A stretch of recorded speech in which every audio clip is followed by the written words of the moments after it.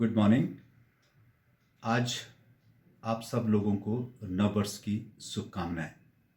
जैसे आप जानते हैं कि 2020 हार्ड ईयर रहा और इस हार्ड ईयर में हमने बहुत सारी चीज़ें सीखी हैं, बहुत सारी चीज़ें हमने जो हैं हमें नई नई पता लगी हैं। और इस साल इन्वेस्टमेंट वर्ल्ड में भी आपने देखा होगा काफ़ी उतार चढ़ाव आए। अगर आप ये देखें कि 1 जनवरी 2020 को सेंसेक्स 41,306 पे था और अब 31 दिसंबर को ये क्लोज हुआ है 47,751 पे। करीबन सेंसेक्स ने इस साल 12.60% की रिटर्न दी है। निफ्टी का अगर आज इस तरह देखें ग्राफ कि 1 जनवरी 2020 को 12,200 में था और इस 31 जनवरी को ये 13,981 और आज फर्स्ट को जो है मार्केट में 14,000 निफ्टी क्रॉस कर चुका है। गोल्ड में अगर आप ये देखें, गोल्ड ने एक बहुत अच्छा रिटर्न दिया है साल, जो 39,200 पर 10 ग्राम था, आज वो 50,186 पे चल रहा है। जहाँ तक हम सिल्वर की बात करते हैं, सिल्वर 46,665 पे था एक साल पहले, आज के समय में 68,602 पर मार्केट में सिल्वर का रेट है। इन सब चीज़ों में अगर आप ये देखें कि पिछले जो साल में जब कोरोना की लहर आई थी और 23 मार्च को जब मार्केट सीधे 25,981 पे आ गई थी, तो करीबन मार्केट ने 38% का नेगेटिव ग्रोथ दी थी। इसके बाद अगर आप ये देखें कि अप्रैल महीने से ये अब 1 जनवरी 2021 को करीबन 80% की इसमें बढ़ोतरी आई है।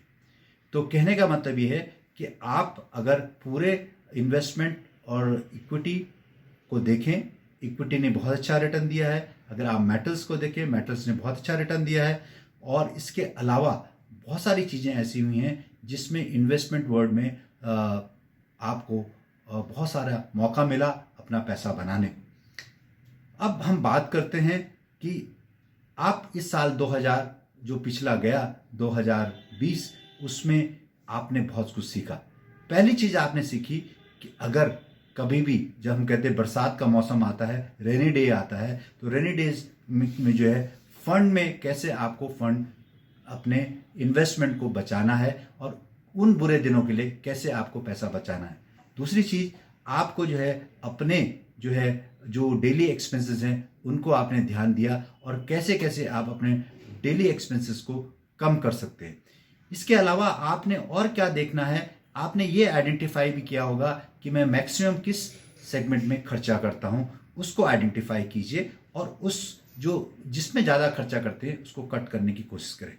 दूसरी बात, 2021 में आप ये रेजोल्यूशन कीजिए, आप अपने इन्वेस्टमेंट को स्टार्ट कीजिए और स्टार्ट करने पे आने वाले समय में उसको इस तरह से स्टार्ट कीजिए जिससे आपकी वो कंपाउंडिंग हो और लॉन्ग टर्म में आप अपना पैसा जोड़ सकें।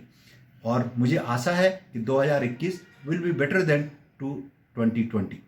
इसके अलावा जो लोग ऑलरेडी इन्वेस्ट मार्केट में कर चुके हैं 2020 में, और आप जानते हैं कि मार्केट जो है ऑल टाइम हाई है इस समय, तो आपको क्या क्या प्रिकॉशंस लेने हैं। सबसे पहले तो आपके अपने पोर्टफोलियो को एक तरफ से एसेट एलोकेशन आपने देखना है कि किस तरह से आपका जो रिस्क प्रोफाइल है उसके हिसाब से आपको अपने पोर्टफोलियो की रीबैलेंसिंग करनी है। नंबर 2, आप अपने पोर्टफोलियो को अगर आप डायरेक्ट इक्विटी में करते हैं तो आप अपने पोर्टफोलियो को हेज कीजिए। मीन्स अगर आपने कोई इन्वेस्ट किया है तो उसको जो है, अगर आपका मार्केट नीचे जाता है और आपको नुकसान होता है तो उस नुकसान से बचाने के लिए आपको अपने पोर्टफोलियो को हेज करना पड़ेगा। इसके अलावा आपको गोल्ड है, सिल्वर है, जो मेटल्स हैं उसमें भी इन्वेस्ट करें, जिससे आने वाले टाइम पे बॉन्ड्स हैं उसमें भी आप इन्वेस्ट कर सकते हैं। गोल्ड में इन्वेस्ट करने के बहुत सारे तरीके हैं। सरकार ने सोवरजन गोल्ड बॉन्ड्स बनाए हैं, म्यूचुअल फंड के थ्रू भी आप गोल्ड में इन्वेस्ट कर सकते हैं। वो आपके आने वाले समय के लिए बहुत अच्छा इन्वेस्टमेंट हो सकता है। इवन अगर आपने डेट पोर्टफोलियो में लगाया है, अगर डेट म्यूचुअल फंड्स में लगाया है तो उसको भी रिव्यू करने का जरूरत है, क्योंकि जो 2020 में जो रिटर्न्स डेट पोर्टफोलियो में आई है, अब आने वाले समय पे वो रिटर्न्स नहीं बन पाएंगी। इसके अलावा एक जो सबसे महत्वपूर्ण चीज ये है कि आप अपने परिवार के लिए आने वाले समय के लिए आप अपना जो है एस्टेट प्लानिंग कीजिए। इसका मतलब ये है अपनी विल जरूर लिखिए। अपने विल में जिन भी आप अपने रिश्तेदारों को, अपने चहेतों को, अपने स्पाउस को, अपने सिबलिंग को कुछ स्पेशल देना चाहते हैं, उसके बारे में अपनी एक रजिस्टर्ड विल जरूर कराएं। इसके अलावा आप अपना जो हेल्थ कवर है उसको भी जरूर बढ़ाएं, क्योंकि आपको पता लगा होगा कि जैसे कोरोना में और इन सब जो बुरे वक्त में आपके हेल्थ में अगर जितना खर्चा आता है उसका खर्चा कई गुना बढ़ रहा है, तो उसके लिए हेल्थ कवर को आपको बढ़ाने की जरूरत है।